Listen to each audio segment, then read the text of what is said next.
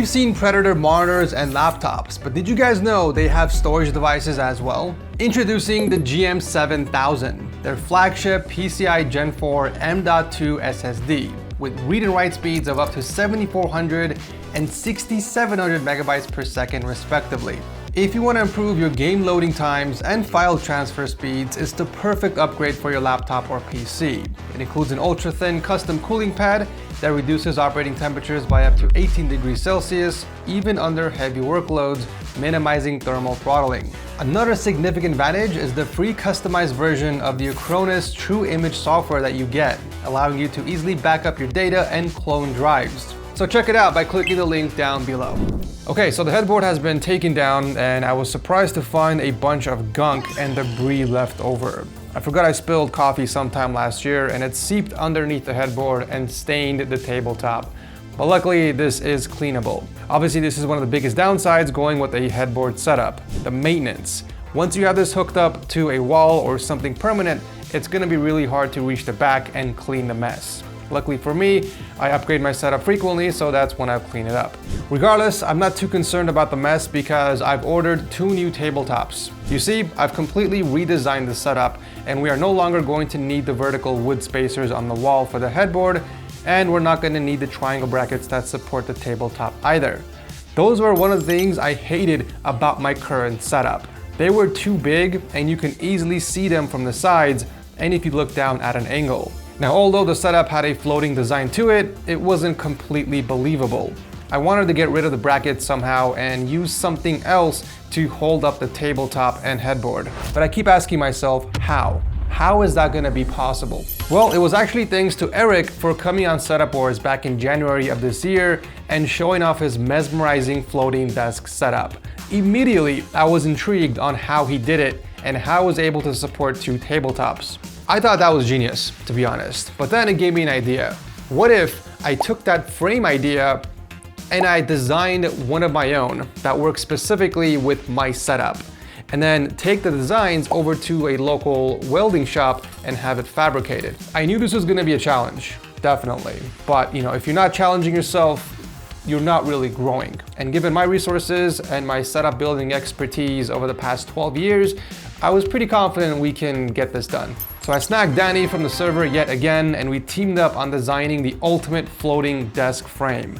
This took many weeks to fine tune down to the millimeters. I mean, we had to make sure the steel frame was sturdy enough, but also not too heavy because it had to support 2 additional 60-pound tables plus the setup gear, all while being attached to the wall. We also had to make sure it had quality of life features, like cutouts on each side to help with cable routing and different size holes where we can screw it against the wall, but also make it big enough where I can pass through my tools. Remember, the whole point of this frame is to make my setup appear that it's completely floating without any visible support. Danny did such a fantastic job on getting all the small details right, and the measurements were extremely important. If you guys are ever looking for someone to hire for some 3D modeling work, don't look anywhere else, okay? Danny is your guy. I mean, just look at the models of some of my setup gears. The attention to detail is insane. Anyway, so I took the finalized renders and I sent it to my local welding shop, and they told me it would take 2 weeks for it to be fabricated.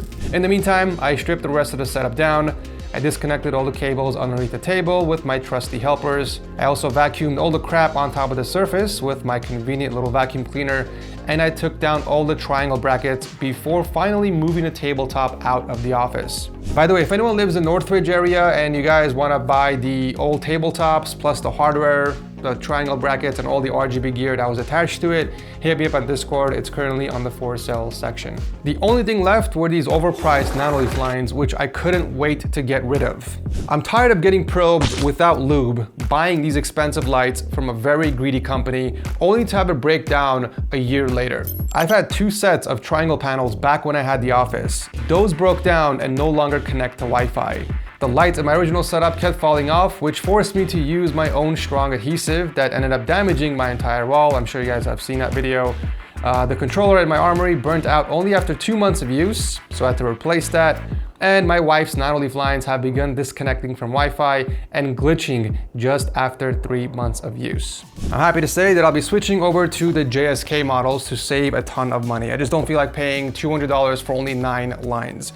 I'll be going with a total of 30, so 15 on each side, and I can connect it to a single controller, so less cables to work with, obviously. I just don't know what design I'm gonna go with, but it's definitely gonna look a lot better than the TV antennas that I had with the previous setup. Anyways, after taking apart the lines, I called in a painter to patch and repair the damages on the wall before painting it completely. A week later, the wall has been restored back to its factory settings, and it was time to begin building my ultimate dream setup V2. So I rented a truck at U-Haul and drove down to the shop to pick up my frame. I couldn't believe my eyes. It looked exactly like the render. It was surreal to me that you can literally imagine anything you want and bring it to life. That's how powerful inspiration is, and how Setup Wars has impacted so many people over the past 9 years, myself included. This looks so good. That's crazy. Eric's dad has nothing on this, baby.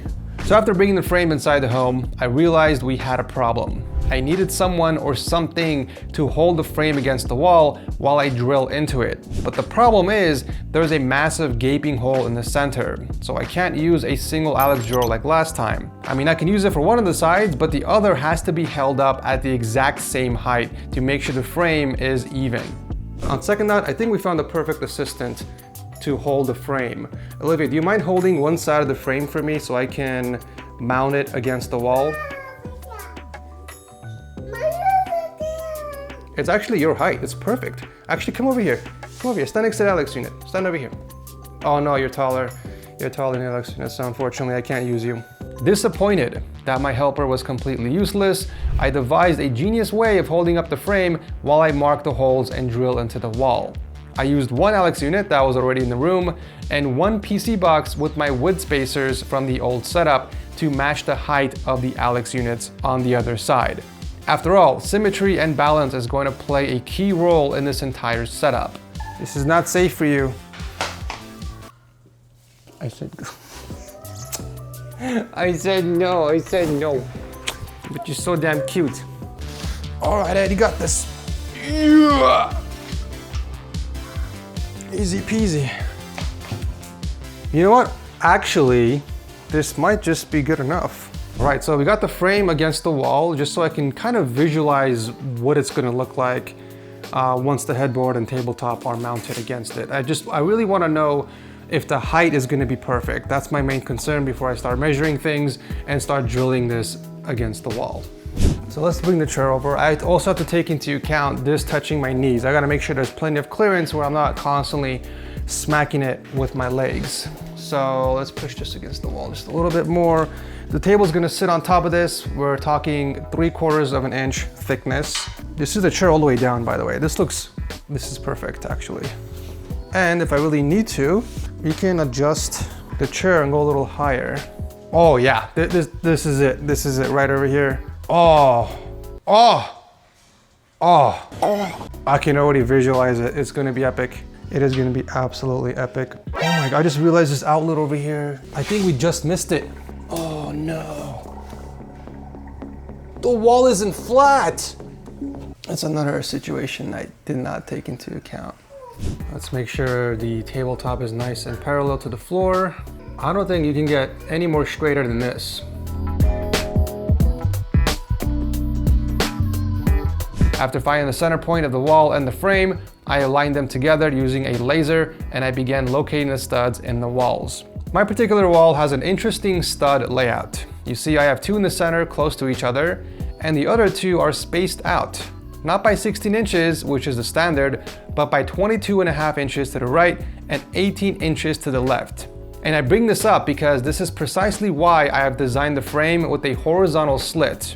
Unlike Eric's frame, where he used single holes which lined up with his studs on the wall, I decided to make a long cutout so that I'm able to drill from anywhere, regardless of how my studs are spaced out. This design also makes sense if I decide to move in the future and the wall in my new home has studs spaced out unevenly. It's completely future-proof. For hardware, I decided to use a total of 8 2-inch lag screws with its appropriate washer, 4 on the top horizontal beam and 4 for the bottom. All 8 lag screws are drilled into the middle of the stud for extra strength. Then I used 6 hollow wall anchors with some washers for extra support. We got 3 on the top and 3 on the bottom. Each of the wall anchors support up to 80 pounds according to my hardware store. So I have a total of 6, making the total weight support up to 480 pounds, plus the stud weight, which can hold up to 100 pounds or more each. We also have 8 screws into 8 studs, which means 800 pounds of support. Totaling everything together, we theoretically have enough to support a gorilla. Okay. All right, so the frame has been officially attached to the wall. Now it's time to test its integrity. Oh, I should have removed this first before tightening it.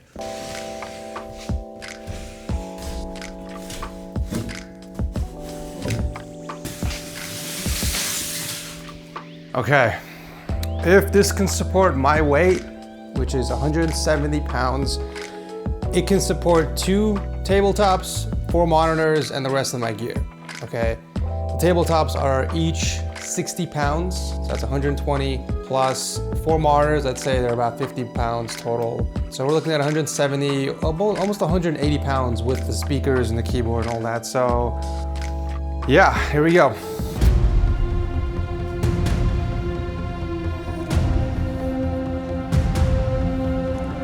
Oh, let's go. Yep, I'm sold. That is enough for me. That is solid as a rock.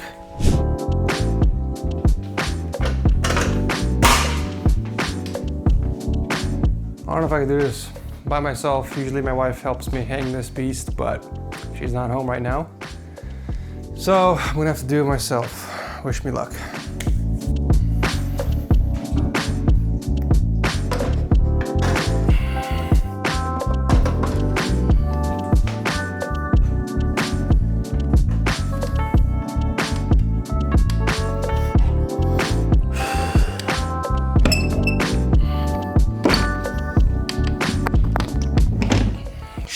Something's leaking, some water leaking from somewhere.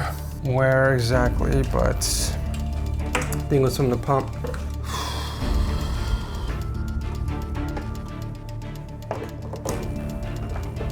All right, PC is hooked up on the wall. This is temporary until I figure out the monitor situation, obviously. So that's why I haven't hooked up any of the cables just yet. I just have the power cable because I want to turn it on and make sure it's not leaking. I think I must have put some pressure on one of the tubes here. I think this one specifically, and it started to leak through one of the fittings down here. But the leaking stopped as soon as I hooked it up on the wall, so here we go. Oh, I forgot I added the remote power switch. Okay, let's do this. Please don't leak, please don't leak, please don't leak, please don't leak. So far so good on this side. It's dry. I think we're good. I think we're good. Yeah, it doesn't look like there are any leaks. Nothing's dripping from the top. And we made it to the desktop because my GIFs are loading on all of the fans. So that's how I know my PC posts. And everything is working fine. So we can cross that off the checklist. Now, one thing you guys are probably thinking is, how on earth am I going to route the power supply cable? The outlet is above the frame. So if I run the cable through the wall and outside this hole, how is it gonna go across the beam if the tabletop is gonna sit flush against it?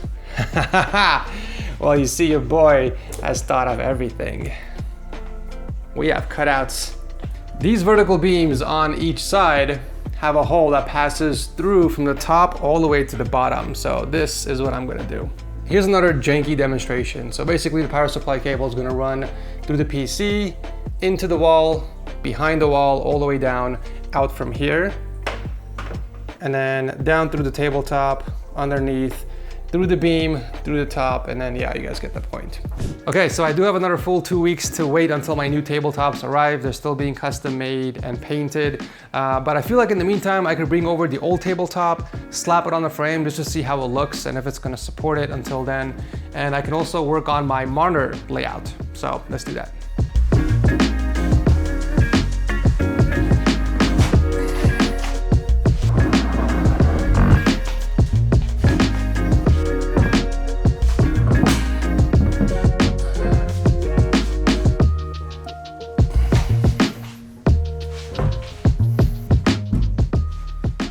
Damn, Daniel, that is looking good. Keep in mind, this tabletop is 80 pounds, so it's 20 pounds heavier than the new ones that are coming in 2 weeks, because this is a full inch thick. The other one's same exact size, but it's a 3/4 inch thick instead. So it's gonna shave 20 pounds off of each tabletop. And since I'm going with a floating frame against the wall with no other additional support, I need as much weight off the wall as possible.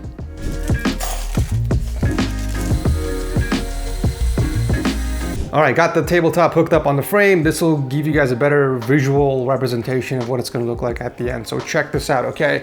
I am almost at eye level and you can't see any triangle brackets underneath. You can't even see the frame at this angle. Compare this to before. It is so much better and way more believable that the tabletop is floating. You would have to be directly at eye level to even see the frame. That is exactly what I was going for. I mean, look at that. The levitating desk, ladies and gents. But yeah, anyways, let's figure out our monitor situation. So this is one of the 4 new monitors that I'm going with, the LG UltraGear GS95QE. This comes in a 34-inch version as well as a 39-inch. I decided to go with the biggest version, the 39-inch, because I do have more space on the headboard. And I feel like, why not take advantage of the extra space? By the way, shout out to LG for sponsoring this portion of the video and providing one of my 4 monitors for this setup.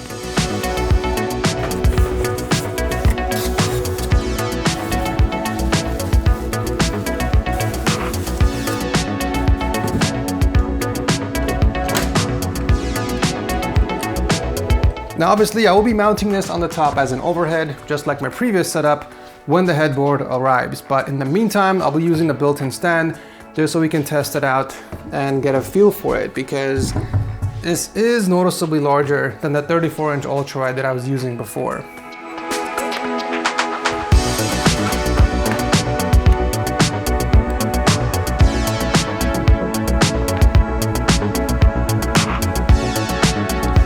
All right, let's test this out. Whoa, damn, the bezels are thin. I guess I won't have to do any more bezel skinning. The only concern I have with this is the curvature. It has a more aggressive curve compared to my previous ultralight, and because of that, even if it's gonna sit flush against the headboard, the sides are gonna protrude out a lot more. Similar to my wife's monitor, actually. I think both of these monitors have the same 800R curvature, which is better at providing a more immersive experience because it wraps around your head more. But the main reason why I decided to go with this monitor is because not only is it an OLED panel, so you get these amazing deep blacks with jaw-dropping vibrant colors, but it's also got the best gaming specs for a 21:9 monitor. A 3440 by 1440p resolution, 240 Hz refresh rate, and a 0.03 millisecond response time. And although these specs are impressive even for competitive gaming, I'll be using it mainly for adventure and story-driven games, and when I'm not gaming, it's gonna be the perfect productivity monitor as well. I mean, you can fit so many windows on here. I can do one on each corner, or split it into 3 windows for the ultimate multitasking. One thing I have to give LG credit for is the big brain stand design. While it's not the most attractive stand, in my opinion, it is by far the most practical in terms of space saving. The L shape makes it so that it doesn't take up any extra space on the desk, and the flat base gives you the ability of storing or putting something on it, essentially taking advantage of the extra space on your desk. That was very smart of LG. Another cool feature of the monitor is that the MLA technology has been upgraded to MLA+, meaning they've improved the brightness from 200 nits to 275. that essentially provides better vibrant colors and more clarity and immersion. And with the addition of VESA Display HDR True Black 400, HDR content now appears more vivid and lifelike than before. If any of you guys want to check out this exact monitor or the 34-inch version, I'll drop a link to it down below. But if you guys want to save money on your next monitor upgrade, you should check out LG's Amazon Prime Day deals, which are currently active at the time of making this video. They got some pretty awesome deals on their UltraGear monitors, like their 45-inch UltraGear that is currently $500 off, and their 32-inch 4K monitor is discounted by $200. Links down below if you guys want to check out any of these. Okay, we're gonna end part 1 over here until the tabletops arrive, and then we can continue working on the setup. I'll drop a link to everything I talked about down below as always. Make sure you subscribe for part 2 coming soon. I'll see you guys in the next one.